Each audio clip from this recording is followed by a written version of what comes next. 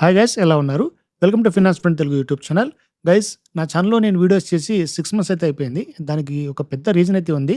రీసెంట్‌గా నాకు యాక్సిడెంట్ జరగడం వల్ల కాలుకి సర్జరీ జరిగింది గైస్. దానివల్ల నేను కెమెరా ముందుకు రాలేకపోయాను. సో, ఇప్పుడిప్పుడే కొద్దిగా కుదురుకుంటున్నా గైస్. సో, ఇప్పటి నుంచి కంటిన్యూయస్‌గా మీకు ది బెస్ట్ అప్డేట్స్‌తో వీడియో చేయడానికి ట్రై చేస్తాను. సో, ఈ రోజు వీడియో మనం మాట్లాడుకున్నట్టయితే సేవింగ్స్ అకౌంట్‌కెళ్ళినటువంటి ప్రతి ఒక్కరికి కొన్ని ఇంపార్టెంట్ చేంజెస్ ఈ ఇయర్‌లో ఏమేమి జరిగాయో అవన్నీ కూడా డిస్కస్ అయితే చేస్తాను. వీడియో కొద్దిగా లెంతీగా ఉన్నా కూడా కంటిన్యూస్‌గా అయితే చూడండి. అందరికీ యూజ్‌ఫుల్ అయ్యేటువంటి ఇన్ఫర్మేషన్ ఇక్కడ మీకు షేర్ చేస్తాను. So, let's get into the video. ముందుగా మనం ఇక్కడ మాట్లాడుకోబోయేటువంటి విషయాల్లో మోస్ట్ ఇంపార్టెంట్ ఏందంటే, చాలా మందికి తెలియనటువంటి విషయాలు మనం డిస్కస్ అయితే చేద్దాం. జనరల్‌గా మీ దగ్గర ఒక సేవింగ్ అకౌంట్ ఉందనుకోండి. దాంట్లో ఒక 10,00,000 రూపాయలు ఎవ్రీ ఇయర్ ట్రాన్సాక్షన్ చేస్తున్నారంటే, మీకు ఖచ్చితంగా ఇన్‌కమ్ టాక్స్ నోటీస్ వచ్చే అవకాశం ఉందని చాలా మందికైతే తెలియదు గైస్. సో, ఈ విషయాల గురించి మనం డిస్కస్ అయితే చేద్దాం. ఇలాంటి మరెన్నో టాపిక్స్ అయితే ఉంటాయి. మరి వచ్చినటువంటి ఇన్‌కమ్ టాక్స్ నోటీస్‌ని మీరు ఇగ్నోర్ చేశారంటే చాలా పెద్ద పెనాల్టీని మీరు ఎదుర్కోవాల్సి ఉంటుంది. లైక్ ఒక రూ. 1,00,000 జస్ట్ ఎగ్జాంపుల్ కోసం చెప్తున్నా. ఆ రూ. 1,00,000 గనక మీరు ఎక్స్‌ట్రాగా ఉన్నటువంటి అమౌంట్‌ని మీరు సరిగ్గా లెక్కలు చూపించలేకపోయినట్టయితే దానికి 400% వరకు మీకు టాక్స్ పడే అవకాశం ఉంటుంది. అంటే రూ. 1,00,000 మీరు ఇన్‌కమ్ సరిగ్గా చూపించకపోయినట్టయితే రూ. 4,00,000 పెనాల్టీ కట్టాల్సి ఉంటుంది. మరి ఇటువంటి వాటి నుంచి మీకు ప్రొటెక్షన్ కావాలి అంటే మీకు రూల్స్ తెలియాలనుకున్నట్టయితే ఈ వీడియోని కంప్లీట్‌గా వాచ్ చేయండి. మరి ఎవ్రీ ఇయర్ మనకి మార్చి 31 నుంచి ఫినాన్షియల్ ఇయర్ ఎండ్ అయిపోతుంది కదా! మరి ఏప్రిల్ 1 నుంచి కొత్త ఫినాన్షియల్ ఇయర్ స్టార్ట్ అవుతుంది. సో, దానికి కొన్ని చేంజెస్ అయితే వచ్చాయి గైస్. ఈ ఇయర్ కూడా యాజ్ ఇట్ ఈస్‌గా మనకి లాట్ ఆఫ్ చేంజెస్ అయితే వచ్చాయి. ముందుగా మనం ఏటీఎం కార్డ్ వచ్చినటువంటి కొన్ని చేంజెస్ గురించి అయితే మాట్లాడుకుందాం. లైక్ హెచ్‌డీఎఫ్‌సీ, బంధన్ బ్యాంక్, అలాగే పంజాబ్ నేషనల్ బ్యాంక్ వీరంతా కూడా మనకి ఏటీఎం లేదంటే డెబిట్ కార్డ్ యూజ్ చేసేటువంటి చార్జెస్‌లో మార్పు తీసుకొచ్చారు. ఇంతకుముందు జనరల్‌గా అయితే చెప్తున్నా. ఏదైనా సరే బ్యాంకు మీరు ఏటీఎం యూజ్ చేశారంటే లైకు ఆ బ్యాంక్‌లోనే అంటే ఆ బ్యాంక్ ఒక ఏటీఎంలోనే మీరు ట్రాన్సాక్షన్ చేశారంటే ఎవ్రీ మంత్ 5 ట్రాన్సాక్షన్ మీకు ఫ్రీ ఇస్తారు. మరి అదర్ బ్యాంక్స్ వేరే బ్యాంక్స్ ఏటీఎంలో మీరు ట్రాన్సాక్షన్ చేస్తారంటే దానికి కూడా ఒక 5 వరకు మీకు ఫ్రీ ఇస్తారు. ఇక మీరు గనుక మెట్రోపాలిటన్ లేదంటే సిటీస్ ఏరియాలో ఉన్నట్టయితే అక్కడ ఒక 3 ట్రాన్సాక్షన్ వరకు మీకు ఫ్రీ వచ్చే అవకాశం ఉంటుంది. బట్ ఇదంతా కూడా ఓల్డ్ గైస్. ఇప్పుడు కొత్తగా వచ్చిన రూల్ ఏంటంటే మీరు యూపీఐ ట్రాన్సాక్షన్ గురించి వినే ఉంటారు. అంటే కార్డ్‌లెస్ ట్రాన్సాక్షన్ గైస్. మీ దగ్గర ఏటీఎం కార్డ్ ఉండాల్సిన పని లేదు. సింపుల్‌గా మీరు ఏదైనా సరే మీ బ్యాంక్ ఒక ఏటీఎంలోకి వెళ్ళి అక్కడ యూపీఐ లేదంటే డెబిట్ కార్డ్ లెస్ ట్రాన్సాక్షన్ మీరు తీసుకున్నట్టయితే అక్కడ మీకు ఒక సింపుల్‌గా క్యూఆర్ కోడ్ జనరేట్ అవుతుంది. మీరు ఎంత అమౌంట్ అయితే అక్కడి నుంచి డ్రా చేయాలనుకుంటున్నారో ఆ అమౌంట్‌కి సంబంధించి క్యూఆర్ కోడ్ వస్తుంది.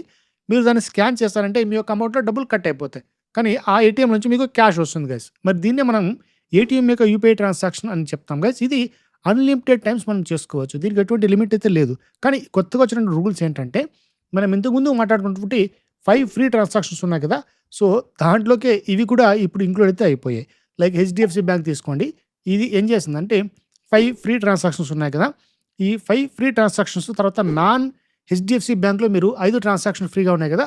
సో, వీటిలో ఈ యూపీఐ ట్రాన్సాక్షన్స్ కూడా ఇంక్లూడ్ చేసేసింది.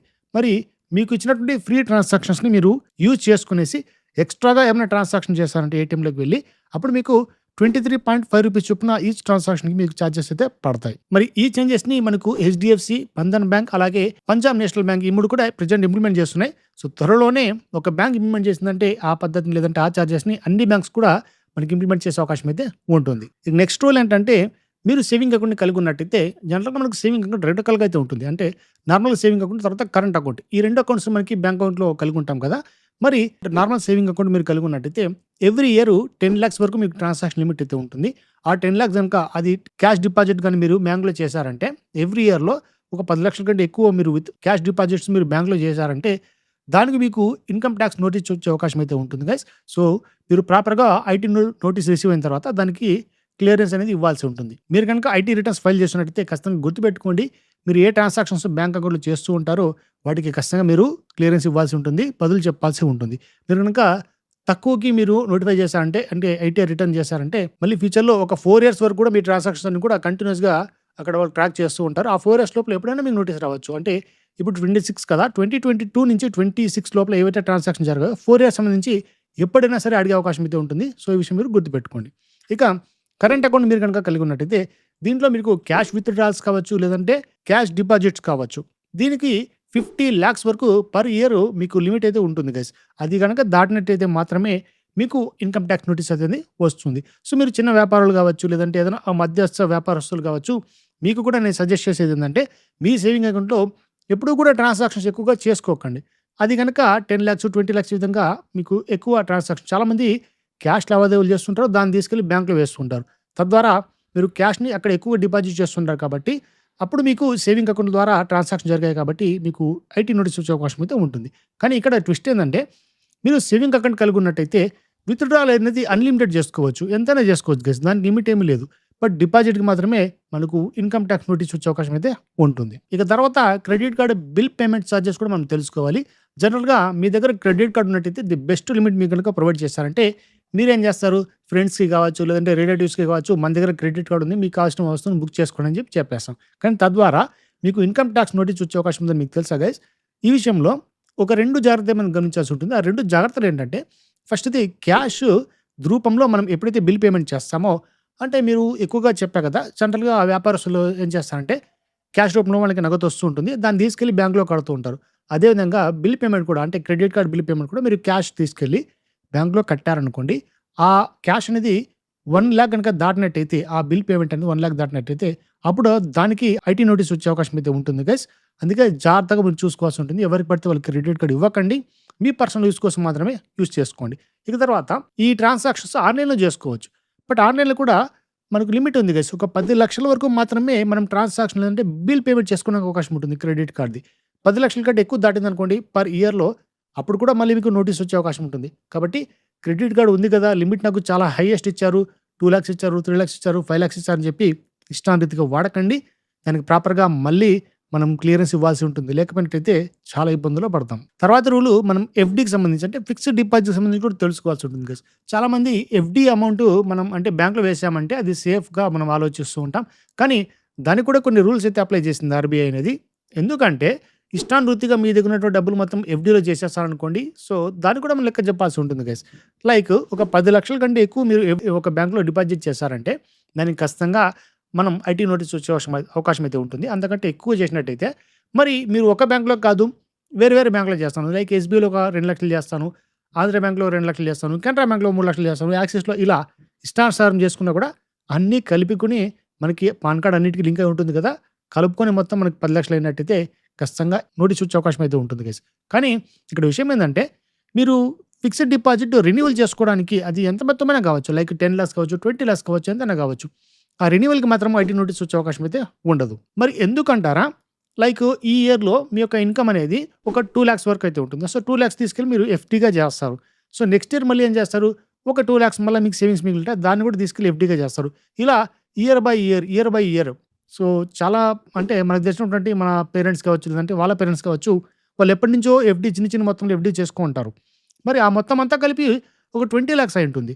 సో, 20,00,000 మళ్ళీ రెన్యువల్ చేసుకునేటప్పుడు ఒక సంవత్సరంలో మీరు రూ. 10,00,000 ట్రాన్సాక్షన్ అక్కడ చేయలేరు గదా! కాబట్టి ఎప్పటినుంచో చేసినటువంటి ఎఫ్‌డీ మొత్తానికి అది 10,00,000 కావచ్చు, 50,00,000 కావచ్చు, ఎంతైనా కావచ్చు. దానికి ఎటువంటి ఐటీ నోటీస్ కూడా రాదు. ఎటువంటి ఇబ్బంది కూడా లేదు గైస్. రెన్యువల్ ఈజీగా చేసుకోవచ్చు. తర్వాత మీరు గనక ఫారెక్స్ ట్రాన్సాక్షన్స్ ఎక్కువ చేసినట్టయితే దాని చార్జెస్ కూడా తెలుసుకోవాల్సి ఉంటుంది. లైక్ మీరు ఏదైనా ఒక వెబ్‌సైట్ ఇప్పుడు అమెజాన్ డాట్ ఇన్ వెబ్‌సైట్ ఉంది కదా! అమెజాన్‌లో అనగానే మనకి ఇండియన్ వెబ్‌సైట్ ఓపెన్ అయిపోతుంది. డాట్ ఇన్ వెబ్‌సైట్ ఓపెన్ అయిపోతుంది. కానీ డాట్ ఇన్‌లో దొరికినటువంటి కొన్ని వస్తువులు డాట్ కామ్‌లో దొరుకుతాయి. లైక్ అది వేరే కంట్రీ యొక్క వెబ్‌సైట్ అంటే లైక్ యూఎస్‌లో రన్ అయ్యేటువంటి వెబ్‌సైట్ అది. International website. మరి ఆ వెబ్‌సైట్‌లో ఏమన్నా మీరు పర్చేజ్ చేస్తారంటే లైక్ అలీబాబా డాట్ కామ్ కావచ్చు, చైనా నుంచి ఉంటుంది. సో, ఇలా కొన్ని కొన్ని వెబ్‌సైట్స్ అయితే ఉంటాయి. అలాగే కొన్ని డొమైన్ పర్చేజెస్ ఇవన్నీ కూడా కొన్ని ఉంటాయి. అవన్నీ కూడా ఓన్లీ మనం యూఎస్‌డీలో మాత్రమే మనం ట్రాన్సాక్షన్ చేసుకోవాల్సి ఉంటుంది. అంటే డాలర్ రూపాయన మాత్రమే మనము అక్కడ చెల్లింపులు చేసుకోవాలి ఆన్‌లైన్‌లో. అలాగే కొన్ని ఆన్‌లైన్ కోర్సెస్ అయితే ఉంటాయి. అవన్నీ కూడా వాళ్ళు డాలర్ రూపంలో తీసుకుంటారు. రూపాయలు వాళ్ళకి కట్టలేరు. సో, ఇలాంటివన్నమాట. ఈ ట్రాన్సాక్షన్స్ ఇంకా మోస్ట్ ఇంపార్టెంట్ ట్రావెలర్స్ వేరే వేరే కంట్రీస్‌కి వెళ్ళి లైక్ మన నాన్వేషన్ గారు ఉన్నారు కదా! సో, ఇటువంటి వాళ్ళు వీళ్ళంతా ఏం చేస్తారంటే బయట కంట్రీస్‌కి వెళ్ళినప్పుడు అక్కడ మన ఇండియన్ రూపీ పనిచేయదు. అక్కడ కరెన్సీని వాళ్ళు అంటే ట్రాన్స్‌ఫర్ చేసుకునేసి వాళ్ళు మార్చుకునేసి అప్పుడు ఆ కరెన్సీని మాత్రం యూజ్ చేసుకోవాల్సి ఉంటుంది. సో, మీ దగ్గర ఏమన్నా కార్డ్స్ కానీ లేదంటే సేవింగ్ అకౌంట్స్ కానీ ఉన్నట్టయితే అక్కడ మీరు వెళ్లి ట్రాన్సాక్షన్ చేస్తున్నారంటే ఆబ్వియస్‌గా వాళ్ళ యొక్క కరెన్సీలోకి మారిపోతాయి కదా! అమౌంట్ అనేది. ఆ విధంగా ట్రాన్సాక్షన్ చేసుకున్నప్పుడు కూడా జాగ్రత్త పడాల్సి ఉంటుంది. ఒక 10,00,000 కంటే ఎక్కువ ట్రాన్సాక్షన్స్ ఫారిన్ కరెన్సీ లైక్ జేపీవై అంటే జపాన్ యెన్ కావచ్చు, లేదంటే గ్రేట్ బ్రిటన్ పౌండ్ జీబీపీ కావచ్చు, లేదంటే యూఎస్‌డీ కావచ్చు. ఈ ట్రాన్సాక్షన్ గనుక మీరు చేశారంటే అప్పుడు కూడా మీరు ఖచ్చితంగా లెక్కలు చెప్పాల్సి ఉంటుంది ఐటీ వాళ్ళకి. లేదంటే మీకు నోటీస్ వచ్చే అవకాశం అయితే ఉంటుంది గైస్. సో, ట్రావెలర్స్ ఎవరైతే ఉంటారో వాళ్ళు జాగ్రత్తగా యుటిలైజ్ చేసుకోండి. యుటిలైజ్ చేసిన ప్రతి దాన్ని కూడా మీ దగ్గర క్లియరెన్స్ అనేది ఉండాల్సిన అవసరము ఉంటుంది. ఇక తర్వాత మనం క్యాష్ ట్రాన్సాక్షన్ సంబంధించి కూడా మోస్ట్ ఇంపార్టెంట్ ఒక రూల్ అయితే తెలుసుకోవాలి. సో, చాలామంది ఏం చెప్తారంటే ఇప్పుడు మీరు చెప్పినవన్నీ కూడా ఆన్‌లైన్ ట్రాన్సాక్షన్ కదన్నా! అవి పాన్ కార్డ్‌తో లింక్ అయి ఉంటాయి. నేను క్యాష్ ట్రాన్సాక్షన్ చేస్తాను. నా వ్యాపారం మొత్తం క్యాష్‌తోని జరుగుతుంది అనుకున్నారనుకోండి. సో, అక్కడ కూడా చాలా ఇబ్బంది మీరు ఫేస్ చేసుకోవాల్సి ఉంటుంది. అదేంటంటే క్యాష్ ట్రాన్సాక్షన్స్‌కి కూడా ఒక లిమిట్ అయితే ఆర్‌బీఐ మనకి పెట్టింది. ఏ పర్సన్ అయినా సరే మనకు ఒక 2,00,000 కంటే ఎక్కువ నగదు ట్రాన్స్‌ఫర్ అనేది చేసుకోవడానికి వీలు లేదు గైస్. సో, అలా చేశారంటే మళ్ళీ దానికి పాన్ కార్డ్ లింక్ చేసుకోవాల్సి ఉంటుంది. ఆన్‌లైన్ ట్రాన్సాక్షన్ మాత్రమే చేయాల్సి ఉంటుంది. అంతకంటే ఎక్కువ చేశారంటే అక్కడ మీకు 100% పెనాల్టీ పడే అవకాశం అయితే ఉంటుంది. సో, ఇదైతే గుర్తుపెట్టుకోండి. విపరీతంగా మీరు క్యాష్ ట్రాన్సాక్షన్ చేస్తున్నారంటే మళ్ళీ ఐటీ రిటర్న్స్ వాళ్ళ కంట్లో పడ్డారంటే చాలా పెద్ద మొత్తంలో మీరు పెనాల్టీ అనేది పే చేయాల్సి ఉంటుంది. మరి ఈ పాన్ కార్డు ఎక్కడెక్కడ అవసరం పడుతుంది? పాన్ కార్డ్ లేకుండా ఇప్పుడు బ్యాంక్ అకౌంట్ ఏది కూడా ఇవ్వడం లేదు కదా! ఆధార్ కార్డ్‌తో మనకి ఐడెంటిటీ ప్రూఫ్ అయితే దొరుకుతుంది. కానీ పాన్ కార్డ్ ద్వారా మన యొక్క ఫినాన్షియల్ ట్రాన్సాక్షన్స్‌ని ఈజీగా ట్రాక్ చేయడానికి మన గవర్నమెంట్ ప్రతి ఒక్క దాన్ని పాన్ కార్డ్‌తో లింక్ చేసింది. లైక్ ఇప్పుడు కొన్ని కండిషన్స్ అయితే నేను చెప్తాను. ఇక్కడ మీరు చూసుకోవచ్చు. లైక్ ప్రాపర్టీ టాక్స్ కావచ్చు. అంటే మీరు ఏదైనా ఒక ప్రాపర్టీ పర్చేజ్ చేస్తారనుకోండి 10,00,000 కంటే ఎక్కువ ఉన్నట్టయితే ఆ ప్రాపర్టీ ఖచ్చితంగా దాన్ని పాన్ కార్డ్ లింక్ చేసుకోవాల్సి ఉంటుంది. అలాగే ఒక వెహికల్ తీసుకోవాలనుకోండి దానికి ఒక 2,00,000 కంటే ఎక్కువ వెహికల్ మీరు తీసుకున్నారంటే పర్చేజ్ చేస్తారంటే దానికి కూడా పాన్ కార్డ్ లింక్ అనేది కంపల్సరీ. ఇక దాంతో పాటు బ్యాంక్ ఎఫ్‌డి అనేది చేశారంటే 50,000 కంటే ఎక్కువ ఎఫ్‌డి చేయాలంటే దాన్ని కూడా పాన్ కార్డ్ లింక్ చేసుకోవాలి. దాంతో పాటు మీ దగ్గర ఉన్నటువంటి బ్యాంక్ అకౌంట్‌లోకి 50,000 కంటే ఎక్కువ మొత్తంలో మీరు జమ చేయాలి లేదంటే డిపాజిట్ చేయాలనుకోండి దానికి కూడా పాన్ కార్డు కంపల్సరీ అవసరం. ఇక మ్యూచువల్ ఫండ్స్ అలాగే షేర్స్‌కైతే డీమ్యాట్ అకౌంట్ కంపల్సరీ కావాలి. దానికి పాన్ కార్డ్ లింకింగ్ తప్పనిసరి. ఇక దీంతో పాటు జ్యువెల్లరీస్ మీరేదన్నా పర్చేజ్ చేస్తారనుకో గోల్డ్ కావచ్చు, రూబీ కావచ్చు, లేదంటే ఏదైనా సరే సఫైర్ కావచ్చు, డైమండ్ కావచ్చు వీటన్ని కూడా ఒక 2,00,000 కంటే ఎక్కువ ట్రాన్సాక్షన్ చేస్తారంటే దానికి కూడా పాన్ కార్డ్ లింక్ అనేది కంపల్సరీ. ఇక దీంతో పాటు లగ్జరీ ఐటెమ్స్ లైకు ఏదైనా ఒక వాచ్ లాంటిది పర్చేజ్ చేస్తారు. సో, కొన్ని వాచెస్ అయితే సమ్ లాక్స్ అయితే ఉంటాయి గైస్. మరి 2,00,000 కంటే ఎక్కువ దాటిందనుకోండి ఖరీదైనటువంటి వస్తువు యొక్క వాల్యూ దానికి కూడా మనం పాన్ కార్డ్ అనేది ఖచ్చితంగా సబ్మిట్ చేయాల్సి ఉంటుంది. ఇక దీంతో పాటు ఫారెక్స్ ట్రాన్సాక్షన్స్ లైక్ 50,000 కంటే ఎక్కువ దాటిందనుకోండి దానికి కూడా పాన్ కార్డ్ లింక్ అనేది తప్పనిసరి గైస్. సో, ఇప్పుడు చెప్పినటువంటి ఇవన్నీ కూడా జస్ట్ మీకు శాంపుల్ మాత్రమే. ఇంకా చాలా వాటికి పాన్ కార్డ్ అవసరం అయితే తప్పనిసరి చేసింది మన గవర్నమెంట్. ఇక ఇన్‌కమ్ టాక్స్ వాళ్ళు కూడా మనకు చాలా షార్ప్ అయితే అయిపోయారు. రీసెంట్‌గా మనకి మీరు సబ్మిట్ చేసినటువంటి ఐటీ రిటర్న్స్ ఏవైతే ఉంటాయో అవి ఫేక్ అని చెప్పి వాళ్ళు గుర్తించడానికి ఇంకొక కొత్త మార్గం అయితే వాళ్ళు వెతుక్కున్నారు. అదేంటంటే సోషల్ మీడియా పోస్ట్ లేదంటే సోషల్ మీడియాలో వచ్చేటువంటి న్యూస్ ఆధారంగా కూడా వాళ్ళు మన మీద రైడ్ చేసి ఇన్‌కమ్ టాక్స్ నోటీస్ ఇచ్చే అవకాశం అయితే ఉంటుంది గైస్. సో, చాలామంది సెలబ్రిటీస్ కావచ్చు లేదంటే కొంతమంది ట్రేడర్స్ లాంటోళ్ళు ఉంటారు. వాళ్ళేం చేస్తారంటే వాళ్ళ యొక్క పరపతిని పెంచుకోవడానికి కావచ్చు, లేదంటే ఒక బ్రాండ్ ఇమేజ్‌ని ఎక్స్‌పోజ్ చేయడానికి అంటే చూపించడానికి కావచ్చు, వాళ్ళేం చేస్తారంటే నేను సపోజ్ నేను ఈరోజు ఈ వాచ్ కొన్నాను. జకాబ్‌కో లాంటి వాచెస్ అయితే నేను కొన్నాను. ఫెరారీ కొన్నాను. తర్వాత డిఫెండర్ కార్ కొన్నాను. ఇవన్నీ చెప్తారు. కానీ అవన్నీ కూడా వాళ్ళు ఐటీలో చూపించరనమాట. ఆ పోస్ట్ మీరు ఎప్పుడైతే పెడతారో దాన్ని కూడా ట్రాక్ చేసుకొని మళ్ళా మనకు నోటీస్ వచ్చే అవకాశం అయితే ఉంటుంది. దాని లెక్కలనైతే చూపించాల్సి ఉంటుంది. సో, స్మార్ట్ మనం మాత్రమే కాదు ఐటీ వాళ్ళు కూడా స్మార్ట్ అయిపోయారు. ఈ విషయంలో జాగ్రత్త పడండి. ఇక కేవలం చార్జెస్ గురించి మాత్రమే కాదు ఆర్‌బీఐ మనకి కొన్ని రకాలైనటువంటి ప్రపోజల్స్‌ని కూడా తీసుకొచ్చింది. ఇప్పుడు లైక్ నేను ఒక మంచి ప్రపోజల్ అయితే చెప్తాను గైస్. అంటే మనకు ఆర్‌బీఐ ప్రతిపాదించింది ఇది. ఇదేంటంటే ఫ్రాడ్ ప్రొటెక్షన్ అంటే డిజిటల్ ఫ్రాడ్ ప్రొటెక్షన్. చాలామంది ఇప్పుడైతే డిజిటల్ ఫ్రాడ్‌కైతే గురవుతున్నారు కదా! ఆ విధంగా ఫ్రాడ్ జరిగినటువంటి వాళ్ళకి ఒక రూ. 50,000 వరకు ఫ్రాడ్ అయితే జరిగి ఉంటుంది చూడండి. అంతకంటే తక్కువ మొత్తంలో ఎవరికైతే జరిగి ఉంటుందో వాళ్ళకి ఈ ఫ్రాడ్ ప్రొటెక్షన్ వచ్చే అవకాశం అయితే ఉంటుంది. కాంపెన్సేషన్ అనేది మొత్తం ప్యూర్‌లీ గవర్నమెంట్ అయితే భరిస్తుంది. సో, దాంట్లో 80% వరకు మాత్రమే మీకు ఎంతైతే ఫ్రాడ్ జరిగిందో దాంట్లో 80% వరకు మీకు రిటర్న్ ఇచ్చే అవకాశం ఉంటుంది. మాక్సిమం ఇది కూడా ఒక లిమిట్ పెట్టారు. 25,000 వరకు మాత్రమే మీకు మాక్సిమం అంటే ఈ ప్రొటెక్షన్ ద్వారా వచ్చే అవకాశం అంటే రికవరీ అవకాశం అయితే ఉంటుంది. బట్ మీకు ఎప్పుడైతే డిజిటల్ స్కామ్ జరిగిందో ఈ స్కామ్‌ను మీరు వితిన్ 5 డేస్ లోపల ఖచ్చితంగా రిపోర్ట్ చేసుకోవాల్సి ఉంటుంది. అప్పుడు మాత్రమే మీరు దీనికి ఎలిజిబుల్ అయితే అయితారు గైస్. ఇక వీటితో పాటు ఇంకొక ఇంపార్టెంట్ రూల్ అయితే మనకి ఆర్‌బీఐ తీసుకొచ్చింది. అదే లోన్ రికవరీ రూల్స్. జనరల్‌గా మనకి లోన్స్ రికవర్ చేసుకోవడానికి నానా రకాల హరాస్మెంట్స్ అయితే మనం వింటూ ఉంటాం. సో, వాటి నుంచి ప్రొటెక్ట్ చేయడానికి ఆర్‌బీఐ కొన్ని రూల్స్ అయితే తీసుకొచ్చింది గైస్. బట్ ఈ రూల్స్‌ని చాలా బ్యాంక్స్ అయితే ఈజీగా బ్రేక్ చేస్తాయనుకోండి. ఫస్ట్ ఆ రూల్స్ ఏంటో చెప్తాను. ఆ రూల్ ఏందంటే ఫస్టు మనం ఫిజికల్‌గా వాళ్ళని హరాస్ చేయకూడదు. అలాగే టైమింగ్స్ అయితే ఉంటాయి. వాళ్ళని కన్సల్ట్ చేయడానికి లేదంటే వాళ్ళకి లోన్ అడగడానికి ఈఎంఐ కట్టని అడగడానికి కూడా ఏజెంట్స్ పంపించడానికి కూడా టైం అయితే ఉంటుంది. మార్నింగ్ 8 AM నుంచి అంటే మార్నింగ్ పొద్దున్న 8 నుంచి రాత్రి 7 గంటల లోపల వాళ్ళని కాంటాక్ట్ అవ్వాలి. అలాగే మీ యొక్క సోషల్ ఇమేజ్‌ని డ్యామేజ్ చేసే విధంగా వాళ్ళు ఎటువంటి పోస్టులు కావచ్చు లైకు అంటే సోషల్ మీడియాలో ఏమన్నా మీ ఫోటోస్ కానీ ఇవన్నీ మార్ఫింగ్ చేయడం ఇవన్నీ కూడా ఏం చేయకూడదన్నట్టు. As per RBI rules. ఇక దీంతో పాటు రిలేటివ్స్‌కి మీ యొక్క ఇన్ఫర్మేషన్ వాళ్ళకి లీక్ చేయడము, వాళ్ళు లోన్ కట్టలేదు, మీరు కట్టండి, మీరు బాధ్యులు ఇలాంటి మ్యాటర్ చెప్పడము. ఈ విధంగా ఇవన్నీ కూడా చేయకూడదు గైస్. మరి బ్యాంక్స్ కావచ్చు, లేదంటే కొన్ని లోన్ యాప్స్ కావచ్చు, థర్డ్ పార్టీ లోన్ యాప్స్ కావచ్చు, ఇలాంటి ఎన్‌బీఎఫ్‌సీస్ అంటే నాన్ బ్యాంకింగ్ ఫైనాన్షియల్ కంపెనీస్ కావచ్చు, వీళ్ళంతా లోన్ ఈజీగా ఇచ్చేస్తారు. కానీ రికవర్ చేసేటప్పుడు వాళ్ళు అసలైనటువంటి రూపాన్ని మనకి చూపిస్తారు గైస్. అందుకే టైమ్‌లీ పేమెంట్ చేయడం మన బాధ్యత. అది చేయకపోయినట్టయితే ఖచ్చితంగా ఇరుక్కుపోతాం. అటువంటి వాళ్ళు లోన్ తీసుకోకపోవడమే మంచిది. సో, ఈ రూల్స్ అన్నీ కూడా ఉన్నాయి కదా! వీళ్ళేం చేస్తారంటే సింపుల్‌గా ఒక డేటా ప్రిపేర్ చేస్తారు. లైక్ బ్యాంక్స్ అన్ని కూడా ఏం చేస్తాయంటే, ఇవన్నీ కూడా మేము చేసామని చెప్పి 1 మంత్ వరకు లైట్‌గా చూపిస్తాయన్నట్టు. అంటే మేము ఇది వీళ్ళందరితో కూడా మీరు చెప్పిన రూల్సే ఫాలో అయ్యని చెప్పి. ఆ 1 మంత్ తర్వాత ఆ డేటా సబ్మిట్ చేస్తారు ఆర్‌బీఐకి. యాజ్ యూజువల్‌గా మళ్ళీ యాక్చువల్‌గా ప్రొఫెషనల్స్ ఎవరైతే ఉంటారో రికవరీ ఏజెంట్స్ అని వాళ్ళకి ఒక యాప్ లాంటిది ఇలాంటి స్పెషల్ కాల్స్ అయితే ఉంటాయి నంబర్స్. వాటి నుంచి మాత్రమే కాల్ చేయాలి. వాళ్ళ పర్సనల్ నంబర్ యూజ్ చేయకూడదు. కానీ ఈ డేటా మొత్తం ఆర్‌బీఐకి పంపించిన తర్వాత దాని తర్వాత యాజ్ యూజువల్‌గా వాళ్ళ పర్సనల్ నంబర్స్‌ని ఫోన్ చేయడము, ఒక థ్రెటనింగ్స్ చేయడము ఇవన్నీ కూడా జరుగుతూ ఉంటాయి. కామన్ అయిపోయినాయి. సో, దీని మీద యాక్షన్ తీసుకోవాల్సి ఉంటుంది ఆర్‌బీఐ. మరి చూద్దాం ఇంకా ఏమన్నా కొత్త కొత్త రూల్స్ వస్తాయేమో. సో, ఫైనల్‌గా ఇంకొక ప్రపోజల్ అయితే తీసుకొచ్చింది ఆర్‌బీఐ. ఇన్‌ఫాక్ట్ కొద్దిమందికి ఇదైతే ప్రెజెంట్ రన్నింగ్‌లో ఉంది. అదేంటంటే యూపీఐ ట్రాన్సాక్షన్ సంబంధించి ఇది కూడా సేమ్ డిజిటల్ స్కామ్ మనకి అరికట్టడానికి మీ దగ్గర ఏదైనా ఒక ట్రాన్సాక్షన్ జరిగేటప్పుడు ఆ పర్సన్ మీకు ఎగ్జాక్ట్‌గా తెలిసిన వ్యక్తా కాదా అనేటప్పుడు మీకు ఒక చిన్న నోటిఫికేషన్ లేదంటే పాపప్ లాంటిది. తద్వారా ఏమవుతుందంటే ఆ పర్సను మీకు తెలిసినటువంటి వ్యక్తా లేదంటే అన్‌నోన్ పర్సన్ అనేది అక్కడ మీరు ఓకే చేసినట్టయితే రూ. 10,000 కంటే ఎక్కువ ట్రాన్సాక్షన్ చేసేటప్పుడు మీకొక ఇండికేషన్ అనేది వస్తుంది గైస్.